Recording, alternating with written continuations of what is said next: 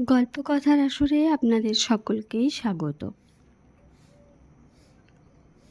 আজ আপনাদের জন্য একটি ছোট গল্প। অভিজিৎ তরফদারের লেখা গল্পটি শিকড়।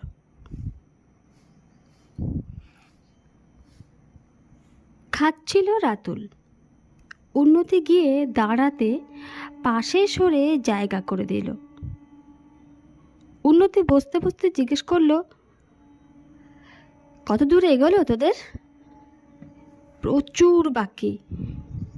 তোদের? ওই রকমই হবে। যে রেটে আসছে শেষ হতে রাত 10টা বেজে যাবে। 10টা? খাওয়া থামিয়ে দিল উন্নতি। কি হবে তাহলে? আমার লাস্ট ট্রেনই তো 10টায়। ফিরবো কেমন করে? ফেরার দরকারটা কি? এখানেই লম্বা হয়ে শুয়ে পড়। খাল তাহলে তাড়াতাড়ি শুরু করতে পারবি। সেটাই ওরা চাইছে। সংসার ফেলে এখানেই পড়ে থাকি। কাল ছেলেটার অঙ্ক পরীক্ষা, বলেছিল একটু দেখিয়ে দিতে। সেটা আর হয়ে উঠবে না। হাত ধুতে গেল রাতুল। ফিরে আবার উন্নতির কাছে এলো। এখানে ভীষণ ঠান্ডা, রোদে গিয়ে দাঁড়াচ্ছি। খাওয়া শেষ করে বাইরে আয়, একটা মজার ঘটনা বলবো। উন্নতি বেরিয়ে রাতুলকে খুঁজে বার করে কাছে যেতে রাতুল লাইন দেখালো। দেখছিস হাল? রাত 12টা বেজে যাবে শেষ করতে। মানুষগুলোরও ভোগান্তি। বাইরে রোদ আছে, কিন্তু ঠান্ডা হাওয়া বইছে হু হু করে। চাদরটা ভালো করে জড়িয়ে নিল উন্নতি। বল তোর মজার ঘটনা। সিগারেট ধরিয়েছিল রাতুল। ভিতরে নো স্মোকিং। ধোঁয়া ছেড়ে বলল, মায়ের বয়স 67, ছেলের 60। শুনেছিস কখনো? হেতে অবাক হওয়ার কি আছে? বাবার প্রথম পক্ষের সন্তান, তার বয়স 60। এর চেয়ে অনেক ইন্টারেস্টিং জিনিস আমার রেকর্ডে আছে। কীরকম? জানতে চায় রাতুল।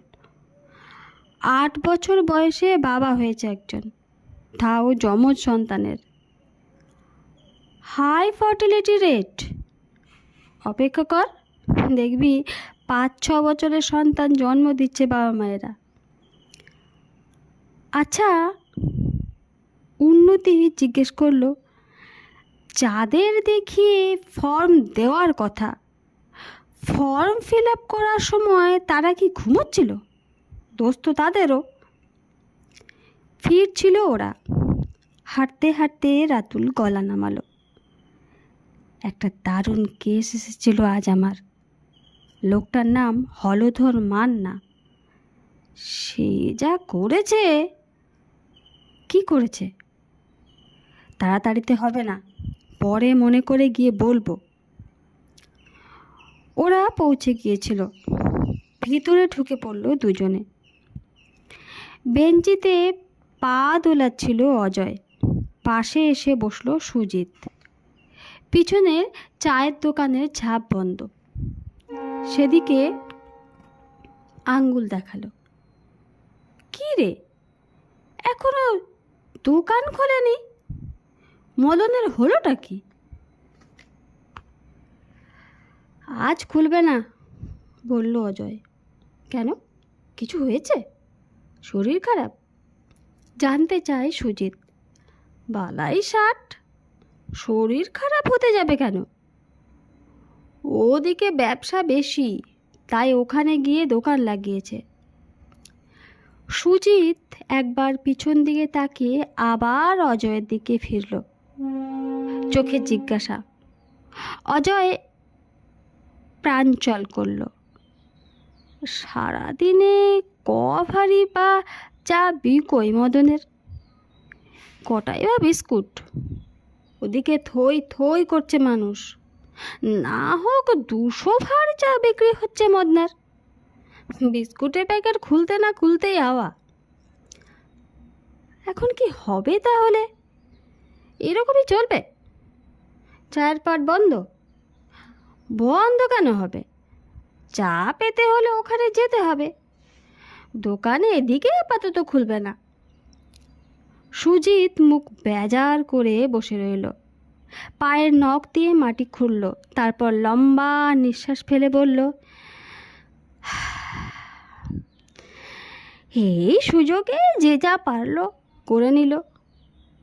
ওই যে মনোহরের ফটো তোলার দোকান, সে তো দেদার পাসপোর্ট ছবি তুলে প্রিন্ট করে লাল হয়ে যাচ্ছে।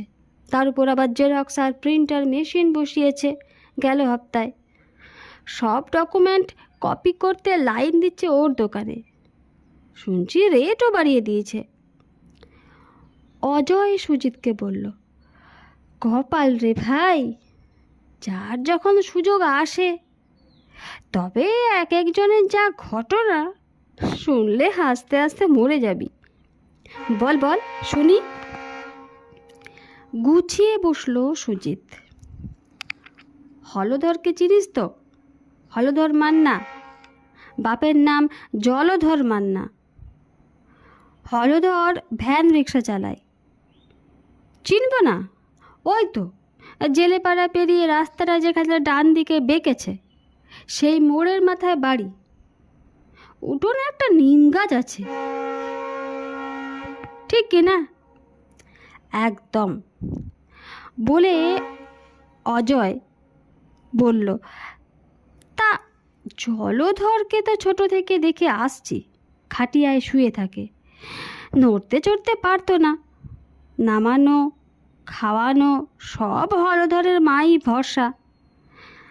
বাবা কাজকর্মে বেরোতো।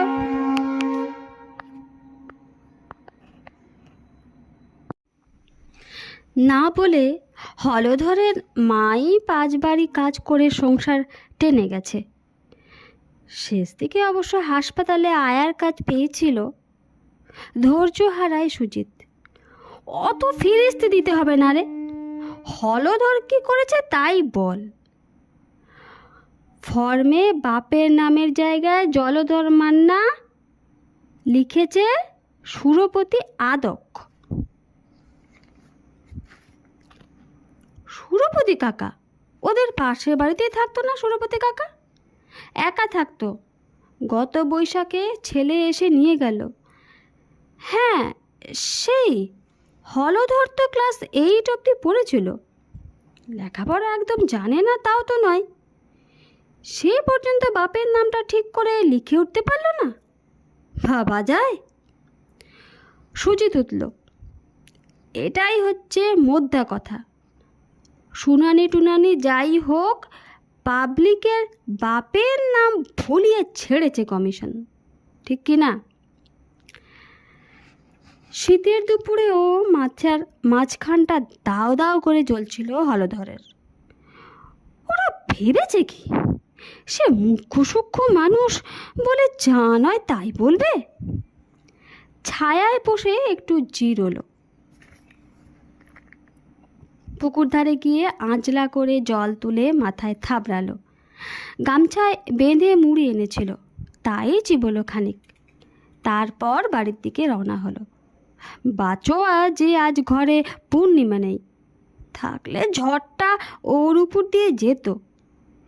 সে বাপের বাড়ি গেছে, সেখানে তেরাত্রির কীর্তনের আসর। ফিরতে সেই পরশু। শীতের দুপুর, কেউ কেউ রোদ পোহাতে বেরিয়েছে ঘর ছেড়ে। তাকে দেখে অনেকেই হাসল। হাত নাড়ল হলধর। তার মনে হলো খবরটা নিশ্চয়ই সবার কাছে পৌঁছে গেছে। হাসির কারণও সেটাই। কালো মুখখানা হাসির জবাবে দেখিয়ে হন হন করে বাড়িমুখ হলো হলধর। কাছাকাছি পৌঁছে একবারটি দাঁড়ালো সে। ঝিমধরা গাছের ছায়ায় দাঁড়িয়ে আছে সুরপতি কাকার বাড়ি। সারা শব্দ নেই। গেল বৈশাখে ছেলে এসে নিয়ে যাওয়া স্তক বাড়ি খালি পড়ে আছে। হলধরের মনে হলো ভালোই হয়েছে, মা যতদিন সুস্থ ছিল খোঁজ খবর নিত, পুঁই ডাঁটা চচ্চড়ি রেঁধে পাঠিয়ে দিত। শিকল খুলে ভিতরে ঢুকলো হলধর। একটা গিরগিটে উঠোনে ঘুরছিল, তাকে দেখে দৌড়ে নিম গাছে উঠে পড়ল। দিনটা নষ্ট হলো, কাজে না গেলে রোজগার নেই, সে আর একবার খিস্তি দিল লোকগুলোকে। ডাক পেয়েছিল বিস্তর লোকের, কি কি কাগজপত্র দিতে হবে বুঝিয়ে দিয়েছিল সৎগোপদের 5 কড়ি। নিয়ে হাজির হয়েছিল হলধরও। অন্যদের কাগজ দেখে সই করে জমা নিচ্ছিল বাবুরা। তার বেলাতেই যত সব বনার সৃষ্টি। শীতের বিকেল, চুপ করে অন্ধকার নেমে এলো উঠোনে। মুড়ি কখন হজম হয়ে গেছে। ঢাকা খুলে দেখলো রুটি তরকারি রেখে গেছে পুণ্যি। গোটা চারেক পেটে পুড়ে শান্তি হলো। খাটিয়াটা ঘর থেকে বার করে আনলো উঠোনে। রোদ সরে যেতে ঠান্ডা হাওয়া দিচ্ছে। চাদরটা গায়ে জড়িয়ে নিল। জ্ঞান হওয়া থেকে বাবাকে এই খাটিয়ায় শোয়া অবস্থায় দেখে আসছে হলধর। মাঝে মধ্যে গলা দিয়ে আওয়াজ বার করত, যার মানে মা ছাড়া কেউ বুঝতো না। খিদের ডাক হলে খাবার এনে দিত, তেষ্টার ডাকে জল। জামা কাপড় নোংরা করে ফেললে মাই পরিষ্কার করে দিত। বাবা চলে যেতে হলধর অন্তত দুঃখ পায়নি। লোকের বাড়ি কাজ করে হাসপাতালে আয়াগিরি করে মা একটা আশাতেই বুক বেঁধেছিল, হলধর লেখাপড়া শিখবে, চাকরি করে মায়ের দুঃখ ঘোচাবে। ক্লাস 8 অবধি ঘষ্টে হলধর বুঝে গেল লেখাপড়া তার জন্য নয়। ধার করে ভ্যান রিক্সাটা কিনে ওই কাজেই নেমে পড়ল শেষে।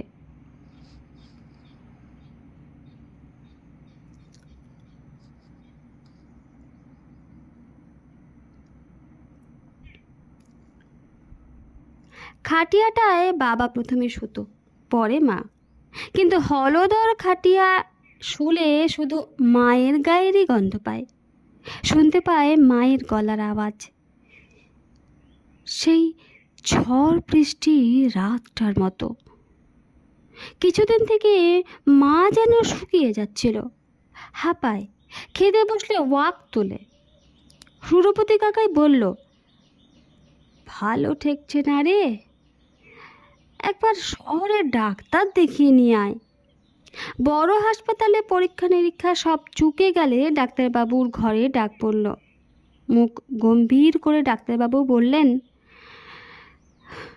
রোগটা ভালো নয়, শরীরে ছড়িয়ে গেছে, চিকিৎসা করে লাভ হবে না, তার চেয়ে বাড়ি নিয়ে যাও। মা বাইরে অপেক্ষা করছিল। যেতে হেসে বলল, কি বলল ডাক্তার? ক্যান্সার তো। ও, আমি আগেই জানি। চল চল, আর চিকিৎসা করিয়ে কাজ নেই। সন্ধেবেলা হলধর গিয়েছিল সুরপতি কাকার কাছে। সব শুনে কাকা কাপড়ের খুঁটে চোখ মুছেছিল। হলধরের চোখ গেল কাকার বাড়িটার দিকে। ঘেঁষাঘেঁষি বাড়ি। এ বাড়ির উঠোনে দাঁড়ালে ও বাড়ির ভিতর অবধি দেখা যায়। কাকার বাড়ির দেওয়ালে অসত্য গাছ গজিয়েছে। মা দেখলে হাতে দাটা ধরিয়ে দিয়ে বলতো, যা কেটে দিয়ে আয়। বাড়িতে দা নেই তাও নয়, কিন্তু হলধর জানে অসত্য চারা অবধি দা কখনোই পৌঁছবে না। মার ততদিনে জায়গা হয়েছে বাবার ফেলে যাওয়া খাটিয়ায়। একটু একটু করে শরীরটা মিশে যেতে থাকলো খাটিয়ার সঙ্গে। বাবার শেষ সময় মা যে কাজগুলো করত, মায়ের বেলা তার দায় এসে পড়ল পুণ্যির ওপর। বলতে নেই, পুণ্যি তখন খুব করেছে। যেদিন ছেলে এলো সুরপতি কাকাকে নিয়ে যেতে, কাকা ওইখানে দাঁড়িয়েছিল। কথা ছিল না কাকার মুখে। ছেলে গুজরাতে থাকে, সোনার কাজ করে, বাবাকে কাছে নিয়ে গিয়ে রাখবে, এতে কার কি বলার আছে? মা সবই জানতো, তাও চোখে আঁচল চাপা দিয়েছিল।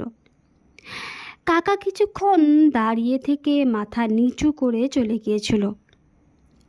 তারপর এলো সেই রাত, আর সেই থেকে সব কিছু কেমন ওলট পালট হয়ে গেল।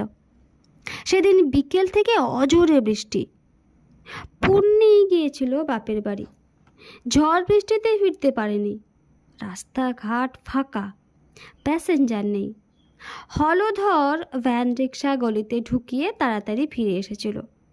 মাথায় চিন্তা ছিল, মাকে ভালো দেখে বেরোয়নি। পূর্ণিও নেই বাড়িতে। মা একা একা কি করছে কে জানে। সেদিন হলধরই মাকে খাইয়ে দিয়েছিল। দুগ্রাস খেয়েই হাত ঠেলে সরিয়ে দিয়েছিল। মা হাঁপ উঠেছিল। তাড়াতাড়ি খাওয়া সেরে মার পাশে এসে বসেছিল হলধর। বাইরে অঝরে বৃষ্টি, বাজ পড়ছিল ঘন ঘন। বিদ্যুতের আলোয় ছিঁড়ে যাচ্ছিল আকাশ। লম্পটা নিভিয়ে মায়ের পাশে এসে বসতে মা কাছে ডেকেছিল। মাকে জড়িয়ে ধরে হলধর মায়ের মুখের কাছে কান নিয়ে গিয়েছিল। জানতে চেয়েছিল, কিছু বলবে? মা উপর নিচে ঘাড় নেড়েছিল, তারপর কয়েকটা কথা বলেছিল। অবাক হয়ে মার মুখের দিকে তাকিয়েছিল হলধর। বিদ্যুতের আলোয় অন্ধকার ভেদ করে ফুটে উঠেছিল মায়ের মুখ। হলধর দেখেছিল সমস্ত কষ্টের দাগ মুছে যেন মায়ের মুখ ফর্সা হয়ে গেছে। মনে হয়েছিল এই কথাগুলো বলার জন্যই যেন মা একদিন বেঁচে ছিল। তারপর মা ঘুমিয়ে পড়েছিল। হাওয়া এলো, নিম গাছের পাতা খসার শব্দ হলো। আকাশের এক প্রান্ত থেকে অন্য প্রান্তে ছুটে গেল কোনো তারা। খাটিয়ায় মুখ গুজল হলধর। এই খাটিয়ায় একসময় বাবা শুতো, তারপর মা। তবু খাটিয়ার শরীরে এখনো মায়ের গায়েরই গন্ধ। ষষ্ঠীতলায় সবার সঙ্গে বসে ফর্ম ভরছিল হলধর। নিজের নাম, জন্ম তারিখ, বাবার নাম। বাবার নাম লিখতে গিয়ে হাত থেমে গিয়েছিল। মনে পড়েছিল সেই ঝড় বৃষ্টির রাত। মায়ের শেষ কথাগুলো। ফর্মখানা ভরে হলধর জমা করেছিল। তারপর ডাক এলো শুনানির। শুনানির ঘরে তার ফর্মখানা হাতে নিয়ে নাচিয়ে নাচিয়ে রাজ্যের লোককে শুনিয়ে অফিসার বলেছিলেন, এই কি লিখেছেন? নিজের নাম হলধর মান্না আর বাবার নাম সুরপতি আদক। কার্টুন কার্টুন, ঠিক করে লিখুন। বাবা স্বর্গত জলধর মান্না। লিখেছেন? হ্যাঁ, এবার ঠিক হয়েছে। ওইখানে জমা দিয়ে রসিদ নিয়ে যান। খাটিয়াটা জড়িয়ে ধরল হলধর, যেন খাটিয়া নয়। মার কানে কানে ফিসফিস করল,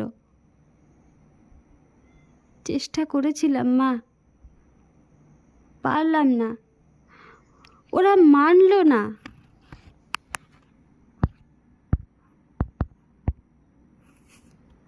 নমস্কার।